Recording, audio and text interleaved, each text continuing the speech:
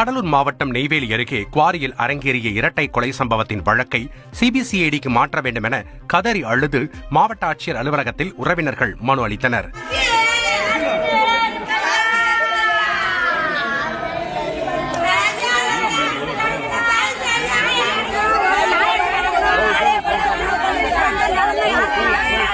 D புதூரைச் சேர்ந்த 2 இளைஞர்கள் கொலை செய்யப்பட்டு புதைக்கப்பட்ட வழக்கில் 3 பேர் கைது செய்யப்பட்டனர். இந்நிலையில் இந்த வழக்கை சிபிசிஐடிக்கு மாற்ற வேண்டும் என கிராம மக்கள் வலியுறுத்தியுள்ளனர். இந்த 6 பேரும் கஞ்சா விற்று பணத்தை பங்கிடும் போது நடைபெற்ற இந்த கொலையிலே பின்புலத்திலே மிகப்பெரிய ஒரு கும்பல் செயல்பட்டுக் கொண்டிருக்கிறது. இது வழக்கை சிபிசிஐடிக்கு மாற்ற வேண்டும் என்று மாவட்ட ஆட்சியரை சந்தித்து அந்த கிராம மக்கள் சார்பாக அந்த இழந்த அந்த பெற்றோர்கள் சார்பாக மனு அளித்திருக்கின்றோம். செய்திகளை உடனுக்குடன் தெரிந்து கொள்ள உடனே சப்ஸ்கிரைப் பண்ணுங்க.